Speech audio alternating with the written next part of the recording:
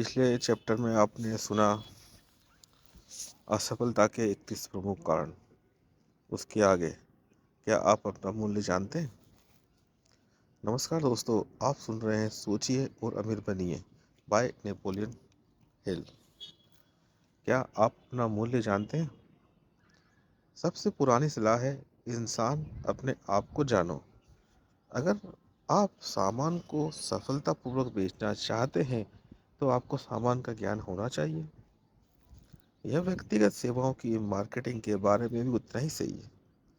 आपको अपनी सारी कमजोरी पता होना चाहिए ताकि या तो आप उन पर पुल बना सकें या उन्हें पूरी तरह से दूर कर सकें।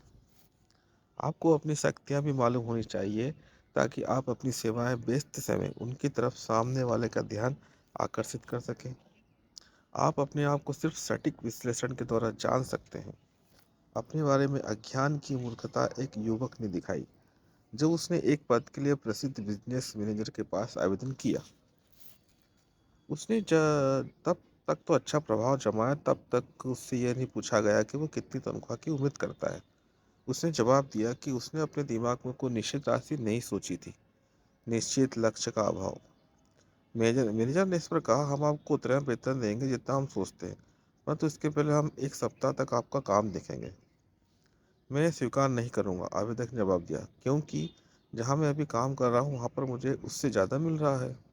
इससे पहले कि आप अपने वर्तमान पद की तनख्वाह में बढ़ोतरी के बारे में सौदेबाजी करें या कहीं और नौकरी की तलाश करें, यह सुनिश्चित कर लें कि आपको अभी जितना मिल रहा है आपका मूल्य उससे अधिक है। पैसा चाहना एक चीज़ है। हर आदमी ज़्यादा पैसा चाहता है, परंतु यह पूरी तरह से भिन्न होता है कि आपका मूल्य अधिक हो। कई लोग अपनी इच्छाओं को अपनी उचित तनख्वाह मानने की गलती कर बैठते हैं। आपकी आर्थिक आवश्यकताओं या इच्छाओं का आपके मूल्य से कोई लेना देना नहीं है।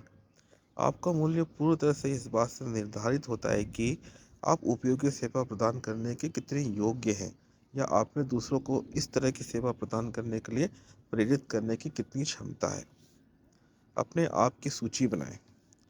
वार्षिक आत्मविश्लेषण व्यक्तिगत सेवाओं की प्रभावी मार्केटिंग के लिए भी उतना ही अनिवार्य है जितना कि सामान की वार्षिक सूची बनाना। इससे भी बड़ी बात यह है कि वार्षिक विश्लेषण में आपकी गलतियों में कमी और आपके गुणों में बढ़ोतरी होनी चाहिए। जीवन में आदमी या तो आगे बढ़ता है या उसी जगह पर खड़ा रहता है या फिर पीछे रह जाता है। इंसान का लक्ष्य हमेशा आगे बढ़ना होना चाहिए। वार्षिक आत्मविश्लेषण बताएगा कि प्रगति हुई है या नहीं, और अगर हुई है तो कितनी। इससे भी पता चलेगा कि आपने कहीं कोई कदम पीछे की तरफ तो नहीं उठाया। व्यक्तिगत सेवाओं की प्रभावी मार्केटिंग के लिए आगे की तरफ बढ़ना आवश्यक है, चाहे प्रगति की रफ्तार धीमी क्यों न हो। आपका वार्षिक आत्मविश्लेषण हर साल के अंत में किया जाना चाहिए ताकि आप इसमें किए जाने वाले किसी भी सुधार को नए वर्ष के संकल्पों में शामिल कर सकें। ये सुधार आपको विश्लेषण के बाद समझ में आएंगे। अपने आप की सूची बनाते समय खुद से नीचे दिए गए सवाल पूछें और अपने जवाबों की जांच करते समय किसी ऐसे आदमी की मदद ले जो आपको इस बारे में खुद को धोखा न देने दे। व्यक्तिगत सूची के लिए आत्मविश्लेषण प्रश्नावली। पहला, क्या मैंने ये लक्ष्य हासिल कर लिया है जो मैंने इस साल बनाया था? आपको हर साल एक निश्चित वार्षिक लक्ष्य बनाना चाहिए जो आपके जीवन के प्रमुख लक्ष्य का एक हिस्सा हो। नंबर 2, क्या मैंने सर्वश्रेष्ठ क्वालिटी की वह सर्विस दी है जिसे देने में मैं सक्षम हूँ, या क्या मैंने इस सेवा के लिए किसी हिस्से में सुधार किया है? नंबर 3, क्या मैंने सेवा में वह सर्वश्रेष्ठ संभव क्वांटिटी दी है जो मैं दे सकता हूँ? चौथा, क्या मेरे व्यवहार का भाव हमेशा तालमेल और सहयोग का रहा है? पांचवा, क्या मैंने टाल-मटोल की आदत को अपनी कार्यकुशलता में कमी करने की इजाज़त दी है, और अगर ऐसा है तो किस हद तक? छठवां, क्या मैंने अपने व्यक्तित्व में सुधार किया है, और अगर हाँ तो किन तरीकों से? सातवां, क्या मैंने अपनी योजनाओं को क्या मैंने अपनी योजनाओं को लगन से अंत तक सफलतापूर्वक पूर्ण किया है? आठवां, क्या मैंने हमेशा तत्काल और निश्चित निर्णय लिए हैं? नौवां क्वेश्चन, क्या मैंने ये 6 मूलभूत डरों डरों में से एक या इससे अधिक को अपनी कार्यकुशलता में कमी करने की इजाज़त दी है? 10वां, क्या मैं कभी अति सावधान या कम सावधान रहा हूँ? 11वां, क्या कार्यस्थल पर मेरे सहयोगी के साथ मेरे संबंध सुखद या दुखद है? अगर ये दुखद है तो क्या गलती आंशिक रूप से या पूरी तरह से मेरी है? 12वां, क्या मैंने प्रयास में एकाग्रता की कमी की वजह से अपनी ऊर्जा को व्यर्थ गंवाया है? 13वां, क्या मैं सभी विषयों में खुले दिमाग का और सहिष्णु रहा हूँ? 14, मैंने सेवा देने को अपनी योग्यता में किस तरह सुधार किया है? 15वां, क्या मैंने अपनी किसी आदत में असंयम का परिचय दिया है? 16वां, क्या मैंने किसी भी रूप में या तो खुलकर या गोपनीय रूप से अहंकार प्रदर्शित किया है? 17वां क्वेश्चन, क्या अपने सहयोगी के प्रति मेरा व्यवहार ऐसा है जिससे वे मेरा सम्मान करने के लिए प्रेरित हों? 18वां, क्या मेरे विचार और निर्णय अंदाजे पर आधारित है या फिर विश्लेषण और सटीक विचारों पर आधारित है? 19वां, क्या मैंने अपने समय, अपने खर्च और अपनी आमदनी का बजट बनाने की आदत का पालन किया है और क्या मैं इन बजटों में अनुदार रहा हूँ? 20वां, मैंने कितना समय लाभहीन प्रयासों में लगाया है जिसका मैं बेहतर लाभ उठा सकता था?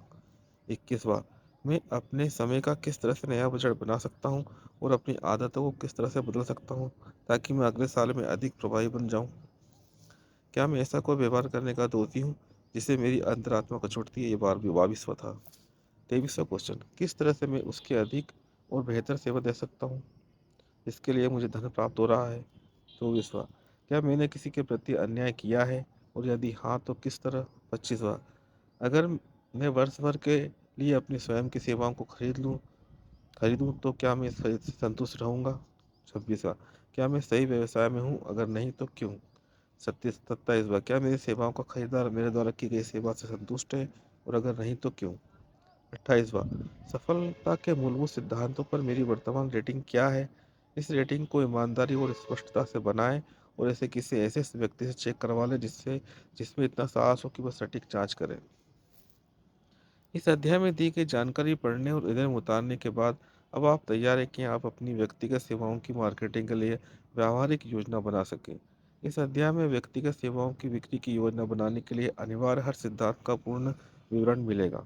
इसमें लीडरशिप के प्रमुख तत्व, लीडरशिप में असफलता के सबसे आम कारण, लीडरशिप के अवसर वाले क्षेत्रों का विवरण, जीवन के सभी क्षेत्रों में असफलता के प्रमुख कारण और आत्मविश्लेषण में प्रयुक्त किए जाने वाले प्रश्न शामिल हैं।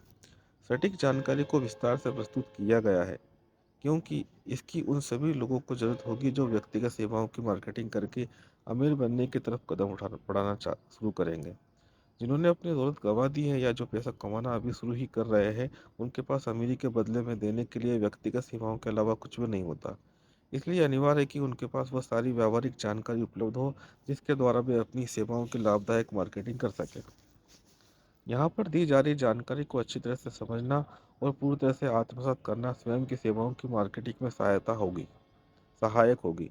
इसके अलावा इससे आप में वह सामर्थ्य विकसित होगी जिसके द्वारा आप दूसरे लोगों का बेहतर विश्लेषण कर सकें और उनके बारे में बेहतर निर्णय ले सकें। ये जानकारी पर्सनल डायरेक्टर्स, एम्प्लॉयमेंट मैनेजर्स और दूसरे एग्जीक्यूटिव्स के भी काम आएगी जो प्रभावी संगठनों के लिए कर्मचारी का चुनाव करते हैं। अगर आपको इस बारे में शंका हो तो इसकी शक्ति की जांच करने के लिए आत्मविश्लेषण के 28 प्रश्नों के जवाब लिखना शुरू कर दें।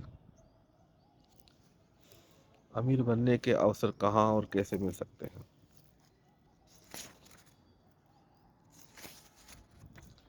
दोस्तों, ये चैप्टर थोड़ा सा बड़ा हो जाएगा, इसलिए इसको यहीं पर अब समाप्त करता हूँ। आपने सुना, आपका बहुत बहुत धन्यवाद। मैं आपसे एक बात कहना चाहता हूँ कि आप मेरे चैनल को सब्सक्राइब करें। अगर आपको पसंद आता है तो लाइक करें, अगर नहीं पसंद आता है तो डिसलाइक भी कर सकते हैं, ताकि मुझे मेरी गलतियों के बारे में पता चले और मैं उसको सुधार करके आगे और बेहतर सेवाएं आपके सामने उपलब्ध कर सकूं। धन्यवाद। आपका दिन शुभ रहे।